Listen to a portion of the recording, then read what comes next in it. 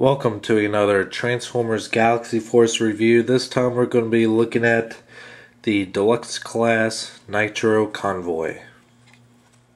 So here we have Nitro Convoy in his vehicle mode, and yes, it is a he. In the Japanese Galaxy Force cartoon, this character was a male, as opposed to in Cybertron, it was a female for whatever reason. Kind of confusing. It was a very butch chick, but that's not the point. I think they might have got the idea of making the character a female because the red on this isn't really a deep red, like even so much so on camera, because red doesn't photograph very well. It looks very pinkish. But in person, it definitely has more of a red tone, but it does look very pink, which is understandable if they decided to make the character a female. It does have a very slick looking car mode. The wheels look like they're always going 200 miles an hour, just the way they're angled and shaped. It does kind of have headlights. If you were to remove all this paint here, you'd see two bulbs in each side that would represent headlights, which is more apparent on the black Nitro Convoy rare version, which is something I wish they would have done here, because that looks pretty neat when you see the bulbs, the headlights here. He does have the force chip ignition gimmick.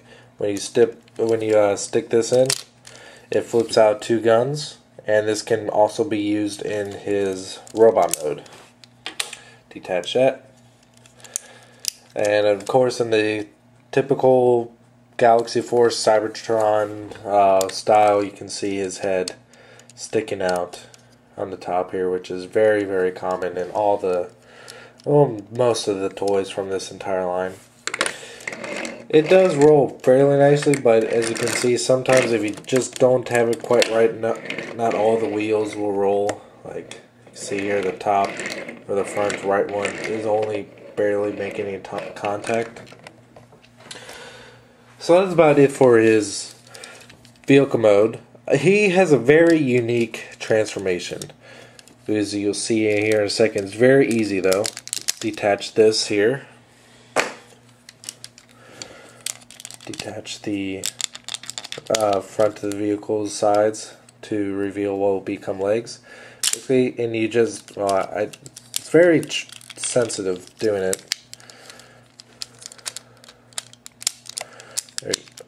I'll do it again. Pressing on this black button, man, will force this entire section upward, revealing the head and chest, and it will also pop out the arms. See if I can do it a little bit. There you go.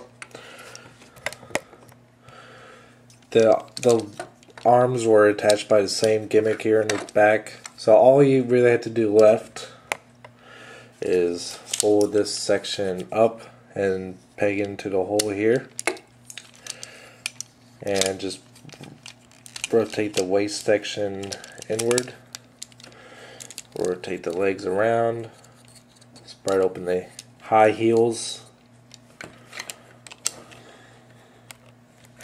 and there's Nitro Convoy in robot mode.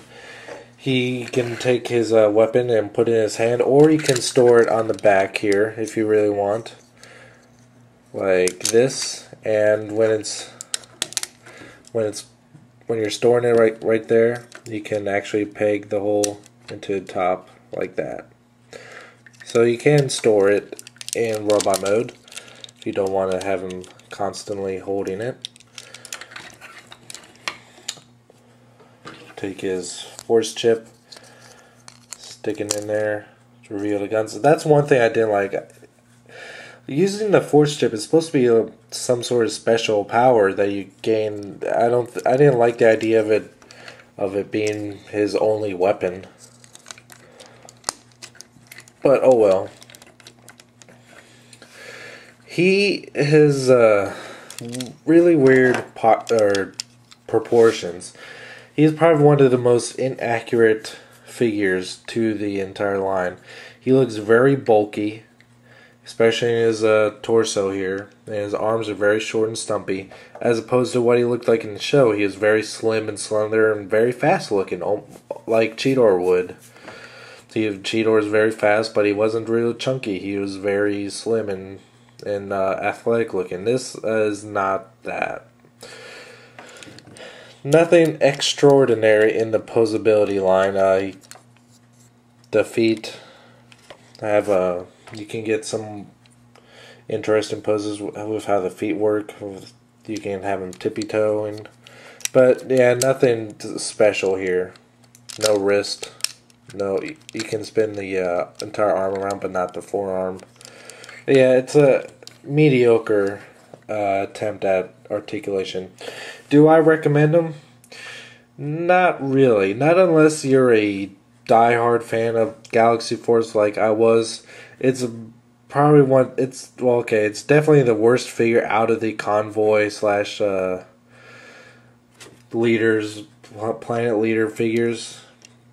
They definitely could have done a lot better with this figure. If they would have got rid of that stupid jump starter gimmick where you press a button and it transforms itself, they could have definitely got more of a posable and accurate figure out of this. But it's not bad. It just doesn't have anything special to it, and probably one of the most boring figures out of the entire Galaxy Force line.